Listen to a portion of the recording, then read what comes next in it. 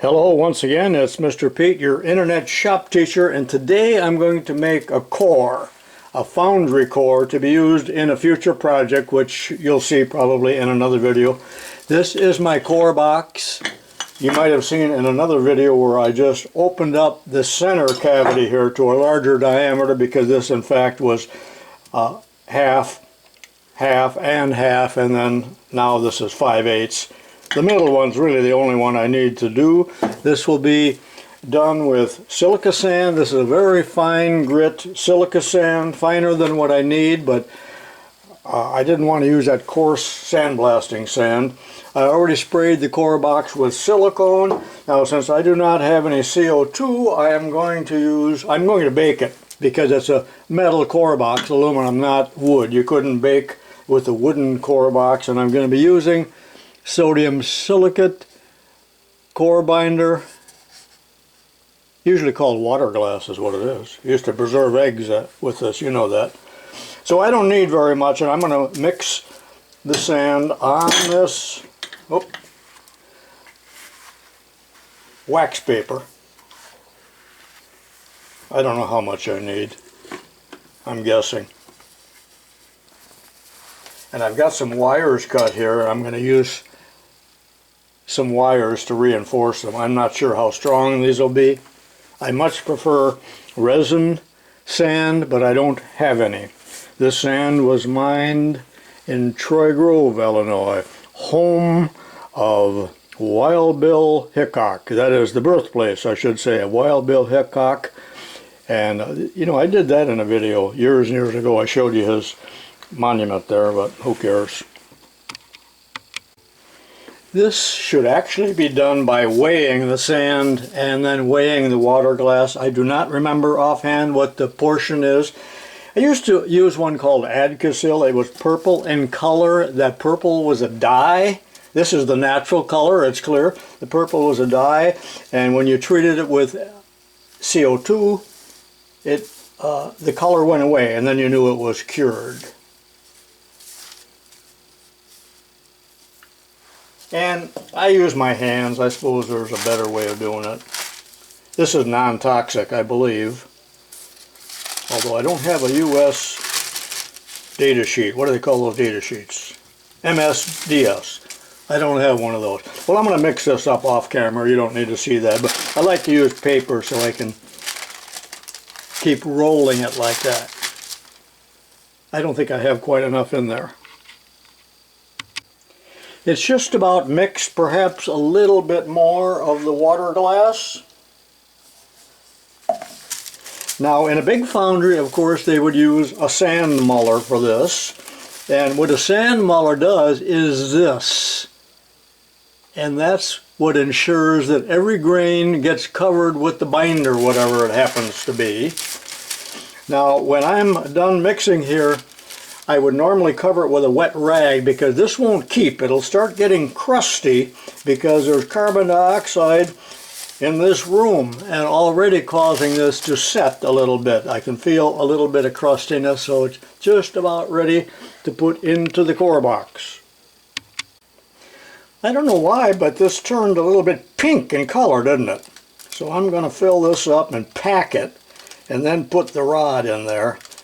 And you know, I'm just doing the end ones here because I got the material. I'm heating up the oven. By the way, I got the kitchen oven preheating right now. Don't you dare tell my wife. She's down at the dollar store. You know, she loves those dollar stores like all the women do. I suppose that's a sexist thing to say, but you know, I don't care, really. No matter what I say, somebody takes exception to it. Yeah, I'm going to pack that. I know I'm using only thing I could find around here without looking while my hands are, I can't touch anything right now, is a transfer punch.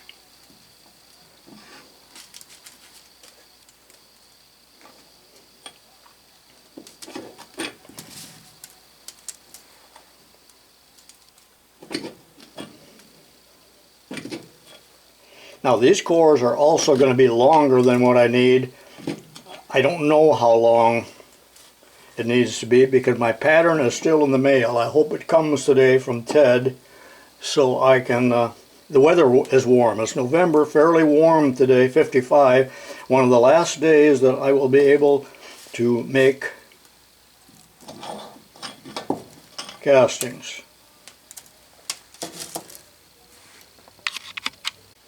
Well, now let's see if the wires will go in there or if it's too hard. Oh, that goes in. Good. This is messy. My grandson would like this. Small kids like anything messy. This is old coat hanger wire is what it is.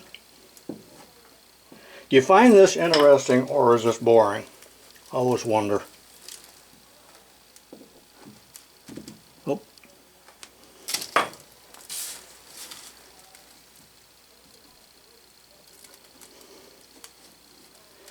Alright, the ends will be kind of ragged, but remember I'm going to cut them off. This is now ready .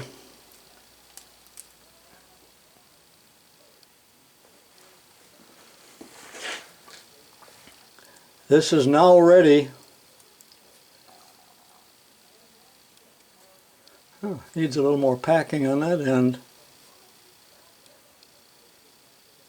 So I'll lay it on a metal plate, and I'm going up to the oven right now.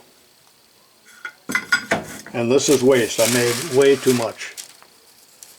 Very crusty on my hands right now as it's starting to set. Feels crusty. Don't you dare tell my wife.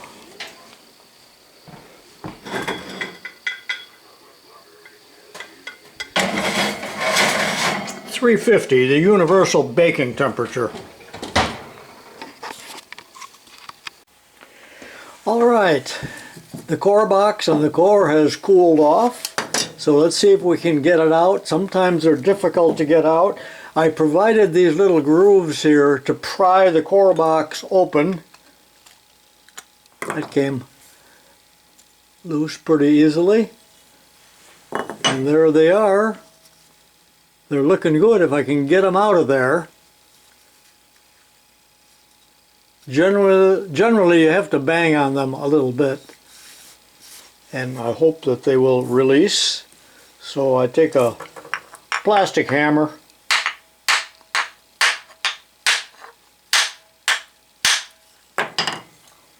one came out, the middle one is the only one I care about.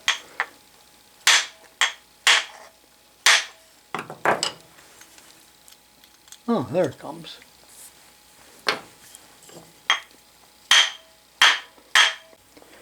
Now let's see if I can get that last one out. I've got the core box supported on some rods.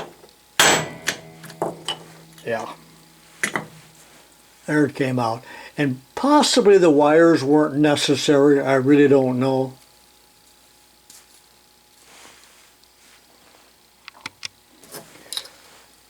So there they are. They're pretty sturdy. There's just a little bit of a flashing there, which really doesn't matter at all. I can just scrape that right off,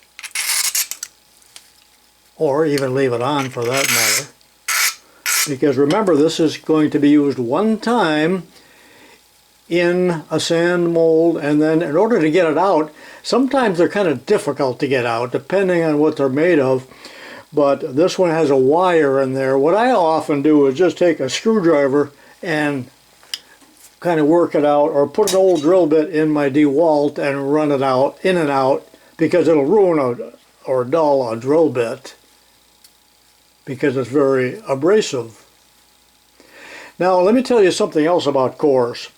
They can be made of many, many different types of materials. This, of course, is silica sand and water glass, as I told you before.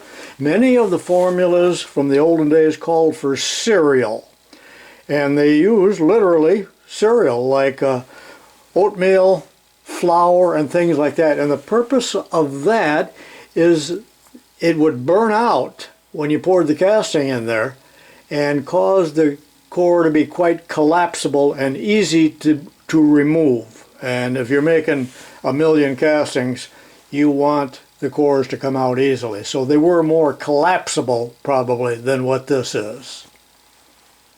Alright, be sure and watch the next video where I use this in my molding process to make that hand wheel for the 7-inch South Bend shaper.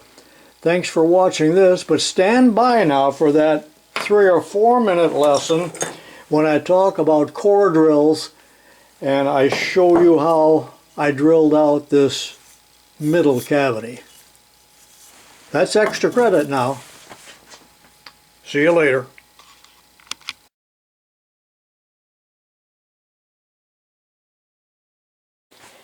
This is a total non sequitur, but since I'm getting ready to drill a hole with a core drill, I thought I'd explain core drills and what they are. I don't think I've ever talked about them before, but this is a core drill. A core drill is used to enlarge existing holes, typically in a casting, a cord hole. Now, these come much bigger than this also. So a core drill usually is 3 or 4 flute. Notice that there is no sharp point like a regular drill bit.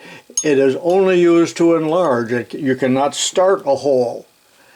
And it is very strong and it will not flex because of that heavy core as compared to the web in a traditional twist drill. This is a 5/8. It's the only one I have, and I just happen to be needing to use it, so I'm going to show you how I drill that hole.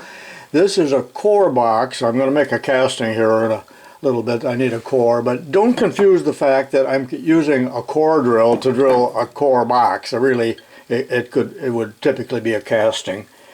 So this is 1/2 inch, 3 cavity. I want to enlarge. I think I'll enlarge the middle one to 5/8. There, like I said, it's half, and I'm going to take it out to 5/8. It does not produce an accurate hole as a reamer would, but it's going to be good enough for what I'm doing here. So let's step over to the drill press and let me drill that hole straight through. I won't be removing very much. Often with a cord hole it's very irregular. This has been machined, but a cord hole would be very irregular, and perhaps there would be sand in there yet that would dull a bit. Examine this again. Usually they are taper shanks. This one I turned down so it would fit into the drill press. So let's go over to the press. 500 RPM on the Walker turner. Note that the work is clamped and the angle plate is clamped, already aligned. I'm using a little bit of Alumatap. The project is about 4 inches and the maximum stroke on the Walker turner is 4 inches. I hope I can get all the way through.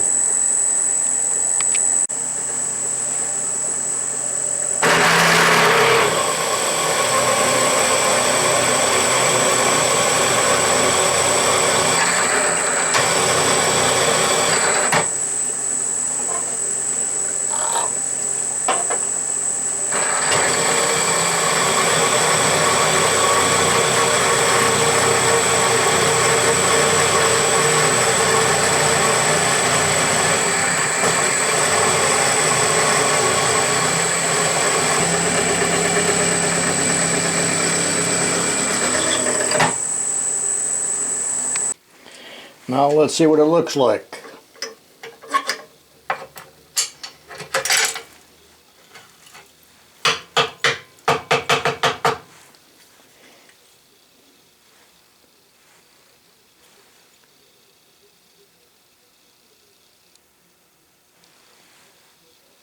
Ready to use.